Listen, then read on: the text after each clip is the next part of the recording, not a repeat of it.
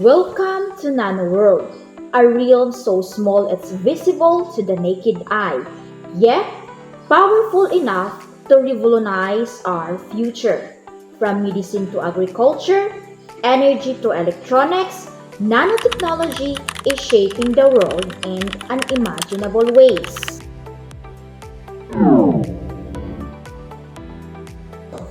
Nano World refers to the scale of atoms and molecules, measured in nanometers. 1 nanometer is 1 billionth of a meter. That's like comparing the size of marble to the size of the Earth.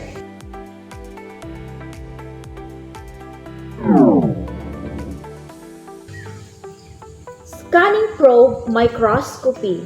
It is to see the nano world we need powerful tools. Scanning probe microscopy uses a sharp tip that scans the surface of materials, mapping atomic landscapes. It is a specific type of SPM. Atomic force microscopy feels the surface of a sample, like Braille but for atoms. It is provide high-resolution 3D image of surface down to the nanometer precision.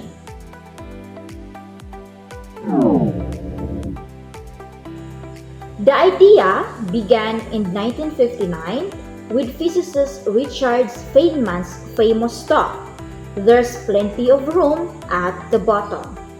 He invoiced manipulating atoms one by one. The term nanotechnology was coined by Nario Tanongochi in 1974. Nanoscience studies the behavior of matter at the nanoscale. Nanotechnology applies the science to build new materials and devices with revolutionary properties.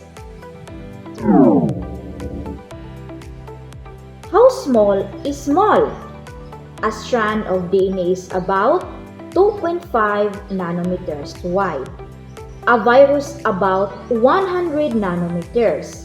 At these scales, quantum effects dominate. It is changing how materials behave. Types of microscopes in nanoscience. The first K microscopes include transmission electronic microscope or TEM, scanning electron microscope or SEM, scanning tunneling microscope or STM, and lastly is the atomic force microscope or AFM. Each offers unique insights into the nano world. In the Philippines, nanotech is being applied. A. Smart agriculture. B. Food safety. C. Water purification, and lastly is the health. The Department of Science and Technology or DOST has a roadmap focusing on sustainable agriculture, advanced healthcare, energy solutions, and strengthening local and R&D in nanotech. First advantages is improved materials. Second is better diagnostic and treatments. Lastly is the enhanced energy efficiency. Disadvantages of nanotechnology. First is unknown long-term health effects. Second is environmental risk if mismanaged. Lastly is high initial research costs. So the nanotechnology and society.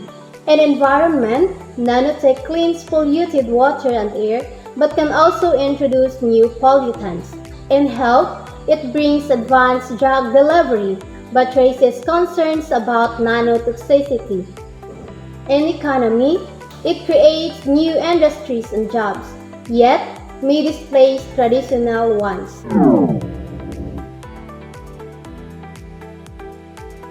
UNESCO, the top 10 uses include: first is clean water through nanofiltration, second is disease diagnosis and targeted drug delivery, third is renewable energy like nano-enhanced solar cells, Fourth is smart textiles and wearable tech. 5 is food preservation and packaging, pollution monitoring. 7 is nano-enabled construction materials. 8 is efficient fertilizers and pesticides. 9 is waste recycling. And lastly is affordable housing materials. The Nano World may be tiny, but its impact is monumental. From health to the environment economy to sustainability, nanotechnology is paving the way to a smarter, cleaner, and more inclusive future.